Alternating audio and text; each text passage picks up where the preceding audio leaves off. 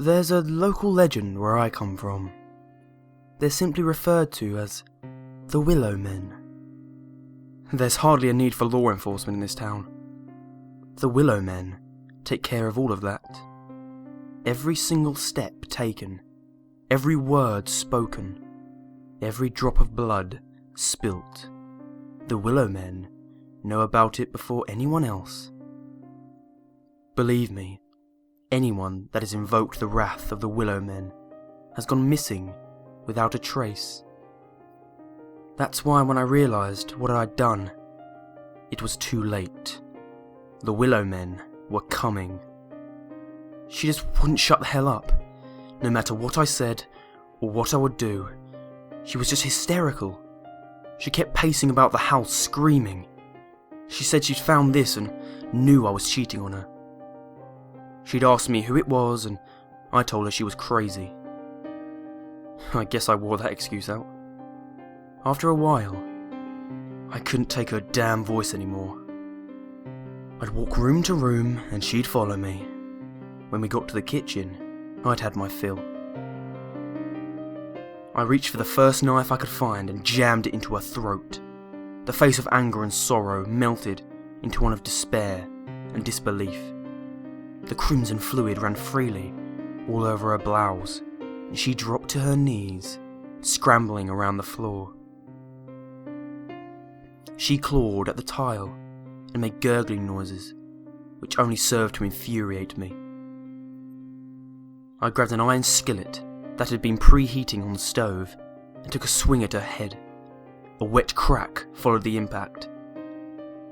And while I didn't need to keep going, I did.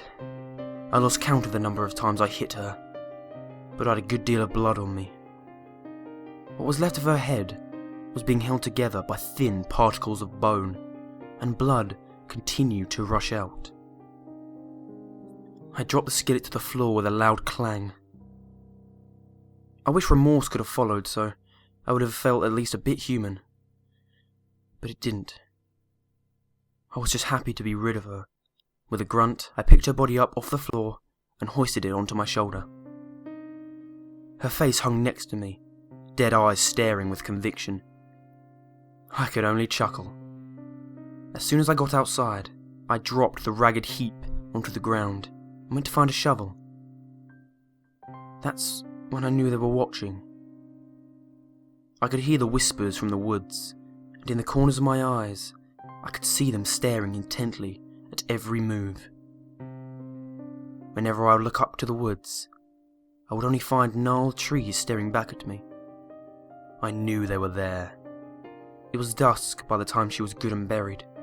I was drenched in sweat, and it made the bloodstains on my clothes expand and turn orange. I looked back up to the woods, and I saw them peering from behind the trees. Long, gnarled faces with hollow eyes and gaunt figures. I could only half see the faces as they chose to hide behind their precious trees, but they were there, watching, whispering. "What are you staring for, bastards? You heard her.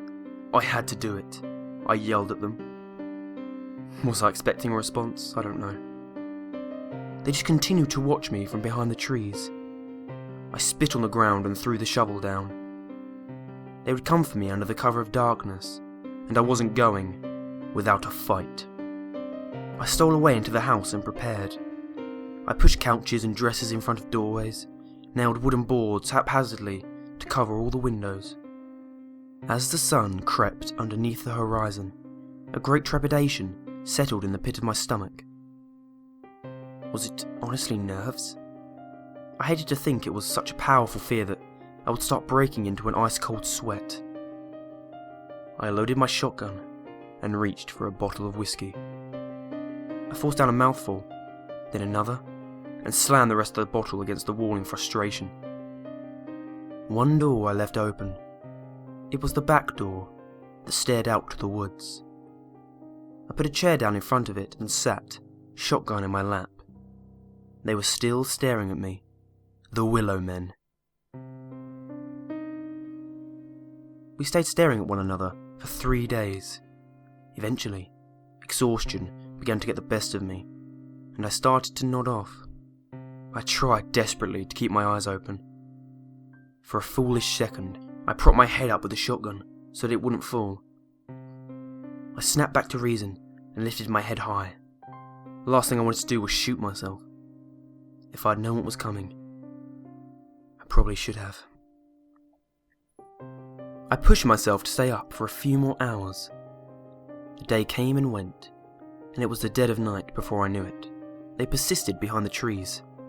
I began to rationalise that if I closed my eyes for a second, I could have enough time to open them while the Willow Men were coming at me, so that I could take a few down.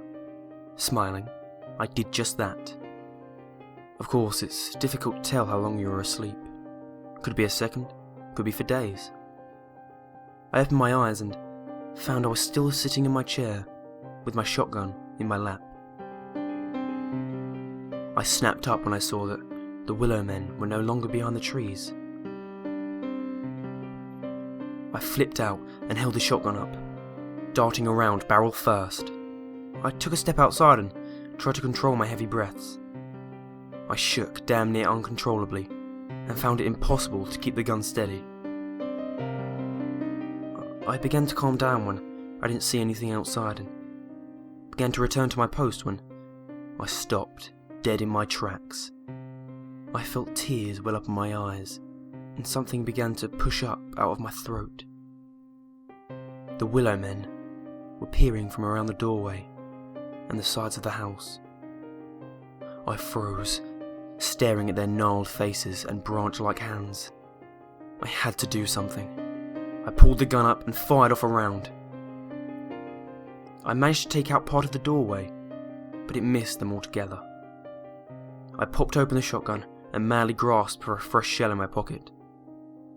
I successfully reloaded it and lifted the gun back up. The Willow Men continued to look at me from where they had been. I took careful aim this time and fired once more.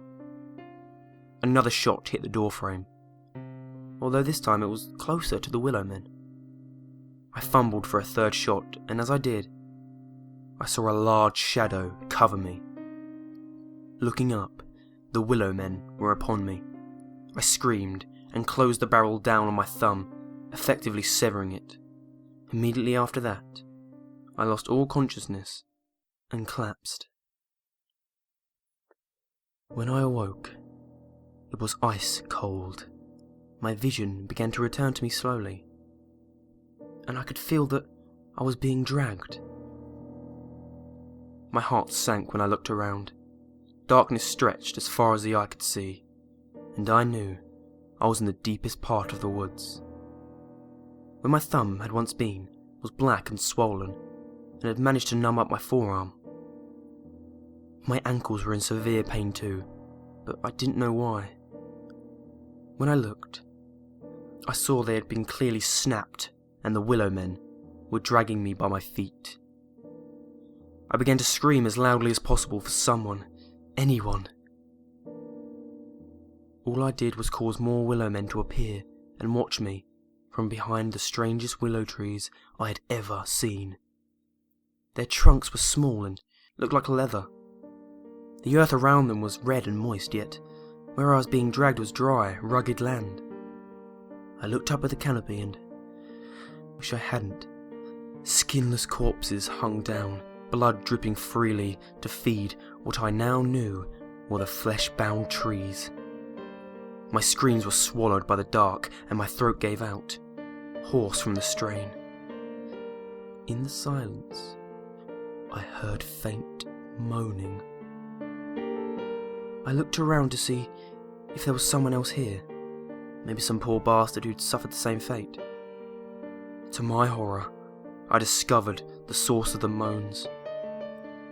The bodies hanging on the branches of the trees were all still alive. Soon, I too would have my flesh torn asunder and be damned to hang up there and feed the hungry willow trees. There was nothing I could do but accept my fate. The Willow Men had me.